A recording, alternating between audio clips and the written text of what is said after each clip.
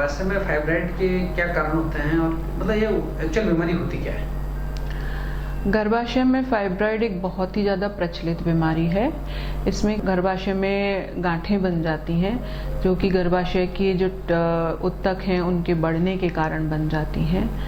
और इसके कारण में देखिए मेनली वैसे आज तक इसका कोई कारण डायग्नोस हुआ नहीं है कि इसका ये कारण है, लेकिन फिर भी हम इसमें ओवरवेट होना या अगर आपके मतलब रेड मीट खाना, अल्कोहल ये सब ज़्यादा यूज़ करते हैं, रेगुलर एक्सरसाइज वगैरह नहीं करते हैं तो वो सब इसके कारणों में आते हैं। और हेरिडिटरी भी एक फैक्टर है कि अगर मदर के है या सिस्टर के है तो आपके भी इसके होने के चांसेस बढ़ जाते हैं। क्या सिम्टम्स होते हैं, कैसे मालूम पड़ता है कि इस तरह की बीमारी है? गर्भाशय एक तो सिम्टम वाइज देखें तो ये मेनली 16 से लेके 50 साल तक की मतलब रिप्रोडक्टिव एज ग्रुप में अपने सबसे ज़्यादा होता है। एक बार ये हो जाता है तो अपने आप से कम नहीं होता, बढ़ता ही जाता है। कभी कभी नहीं भी बढ़ता और कभी कभी बढ़ता भी है। बढ़ने का मेनली तो ईस्ट्रोजन प्रोजेस्टेरोन जो हार्मोन्स होते हैं उनकी वजह से ये बढ़ता है, लेकिन इसके कारण वो इसके जो लक्षण हैं वो डिपेंड करते हैं कि इसकी पोजीशन कहाँ पर है। ये 3 तरह के होते हैं, इंट्राम्यूरल, सबसिरोजल और सबम्यूकोजल। अगर ये जो गर्भाशय है उसकी बाहरी सतह पर है तो ये कोई ज़्यादा परेशानी नहीं देता, केवल इसके कि हाँ पेड़ों में दर्द रहता है, भारीपन रहता है या अगर पेशाब जाने में दिक्कत होती है या आपको कब्जी रहने लगती है। मेनली जो इसकी प्रॉब्लम होती है वो अगर ये सबसिरोजल है या इंट्राम्यूरल है, मतलब कि अब गर्भाशय के अंदर है या उसकी मसल्स में है। मसल्स में होता है या गर्भाशय में होता है तो जब पीरियड आता है तो बहुत ज़्यादा पेन होता है और अनियमित माहवारी और बहुत अधिक माहवारी आना, जैसे 1 से 15 दिन तक माहवारी चलती रहे, बहुत ज़्यादा थक के आते हों या बहुत ज़्यादा पेन होता हो और फिर वो रुकती नहीं है, रुकती है तो इन बिटवीन भी कभी कभी अपने आप से हो जाती है या संभोग के बाद भी ये माहवारी वो ब्लीडिंग दोबारा से दिखने लगती है। तो ये सब इसके मेन का वो रहते हैं, लक्षण में ये आते हैं। कि खाने पीने का भी कोई इफेक्ट पड़ता है कि खान पान का भी? खाने पीने में अगर आप हरी सब्जियां और फल कम खाते हैं, जो मैंने बताया कि हरी सब्जियां और फल कम खाते हैं, अगर रेड मीट का सेवन ज़्यादा करते हैं, अल्कोहल वगैरह ज़्यादा लेते हैं तो उन लोगों में इसके ज़्यादा चांसेस होते हैं और साइज भी बढ़ता जाता है। जैसे अंडे वगैरह खाना, इस तरह की चीज़ें खा सकते हैं? अंडे वंडे खाने से कोई ज़्यादा इफेक्ट नहीं आता है। किस तरह से इसका ट्रीटमेंट किस तरह से किया जाता है, मतलब क्या डायग्नोसिस क्या सिस्टम होते हैं इसमें? डायग्नोसिस का ये है कि कई बार तो ये बिल्कुल ही लक्षण रहित होता है, जैसे अपने लक्षण पे गए थे तो लक्षण रहित होता है तो ठीक है आपको पता ही नहीं चलेगा। पर जब आप गायनेकोलॉजिस्ट को चेक कराते हैं तो जो हम पेल्विक एग्जामिनेशन करते हैं, अंदर से देखते हैं बाहर से देखते हैं, तो हमें पता चलता है कि हाँ इसकी गर्भाशय में कुछ बीमारी है, उसके कंटूर सही नहीं है। फिर हम इसके लिए सोनोग्राफी करवाते हैं और सोनोग्राफी में पता चल जाता है कि भाई गर्भाशय में कितनी गांठें हैं, कितनी नहीं हैं, 1 हैं 2 हैं, कौन सी पोजीशन पे हैं, कहाँ है, नीचे पर। और फिर भी अगर उससे पता नहीं चलता तो एक ट्रांसवेजाइनल सोनोग्राफी भी होती है तो उससे ज़्यादा अच्छे से पता चल जाता है।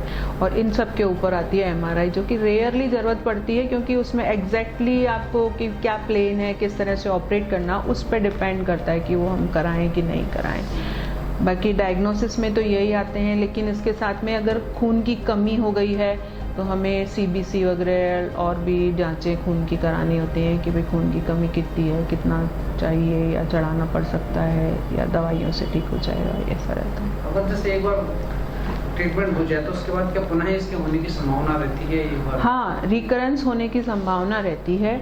इसीलिए इसके ट्रीटमेंट में ये आता है कि इन केस अगर हाँ इसके जो प्रॉब्लम है वो ये इनफर्टिलिटी भी कॉज करता है और रिकरेंट अबॉर्शंस भी कॉज करता है।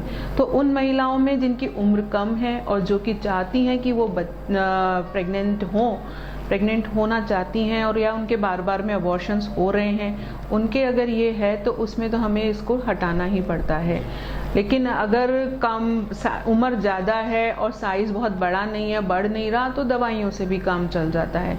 लेकिन दवाइयाँ कभी श्रिंक नहीं कर सकती, उसको जड़ से हटा नहीं सकती। टाइम कम के लिए या आपको ब्लीडिंग ज़्यादा हो रही है उस टाइम के लिए हम इसे यूज़ कर सकते हैं, लेकिन अल्टीमेट ट्रीटमेंट तो हमें सर्जरी पे ही जाना पड़ता है। और सर्जरी में भी ये रहता है कि इसमें ओपन सर्जरी भी होती है और लैप भी सर्जरी होती है। तो लैप सर्जरी ज़्यादा अच्छी रहती है क्योंकि उसमें हम वही है 1-2 दिन में छुट्टी हो जाती है, 1-2 टाँके आते हैं, ज़्यादा टाँके नहीं आते हैं और दूरबीन की सहायता से इसको सेपरेट कर लिया जाता है। लेकिन जो मायोमा होता है उसे अगर आपकी उम्र 35 साल से कम है और मतलब 40 से कम है रादर, और आपको सिम्टम्स दे रहा है ये, तो अगर आप बच्चेदानी रखना चाहते हैं तो केवल मायोमा निकाला जाता है। लेकिन अगर एज ज़्यादा है और अगर आप बच्चेदानी नहीं रखना चाहते और बार बार की ये प्रॉब्लम होती है तो उसको निकालना, इसलिए पूरी बच्चेदानी को निकालना ही सही इसलिए रहता है क्योंकि इसके रिकरेंस के चांसेस है, जो कि आपने पूछा था कि रिकरेंस हो जाती है, क्योंकि आपने एक ऑपरेशन करके निकाला और फिर 6 महीने बाद पता चला कि दूसरा हो गया, तो फिर वो बड़ी दिक्कत का काम होता है। तो मतलब इसकी जो टाइमिंग होती है कि एक किस एज ग्रुप में सबसे ज़्यादा पाया जाता है? ये 16 से 50 वाली एज ग्रुप में सबसे ज़्यादा होता है।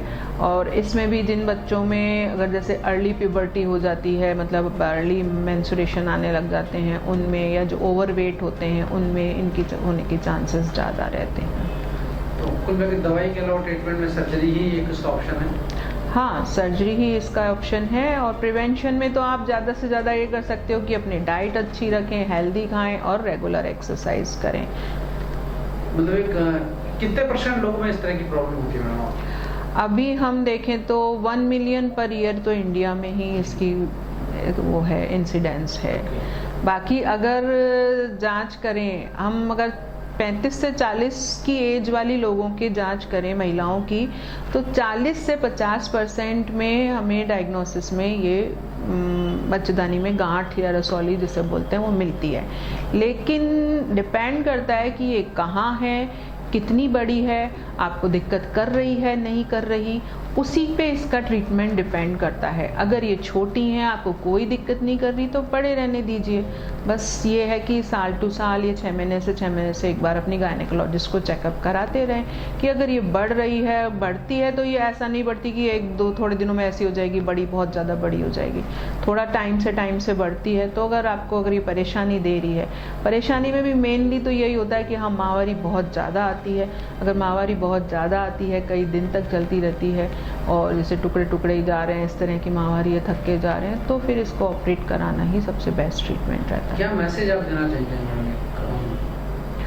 मैसेज तो ये है कि एक तो इसके लिए बहुत ज़्यादा वरिड ना हो, ये 40 to 50% लोगों में, महिलाओं में मिलती है। लेकिन अगर ये आपके पास आपके हो रखी है तो इसका आपको रेगुलर चेकअप होना, और अगर ये साइज़ में बड़ी हो रही है तो इसका ट्रीटमेंट होना ज़रूरी है। वैसे तो ये नॉन कैंसरस ग्रोथ है, लेकिन है तो ग्रोथ, नॉन कैंसरस है, लेकिन रेयरली ही ये कभी कभी लियोमायोसार्कोमा में कैंसर में कन्वर्ट होती है। तो इसलिए ये है कि हम इसको कैंसर में जाने से तो नहीं रोक सकते, लेकिन अगर आपके पास ये डिजीज़ है, आपकी प्रॉब्लम कर रही है, तो इसको निकलवाना ही बेटर होता है। सबसे बेस्ट ट्रीटमेंट यही है, क्योंकि मेडिसिन वगैरह से श्रिंकेज हो जाएगा, हमें ऑपरेट करने में थोड़ी आसानी रहेगी।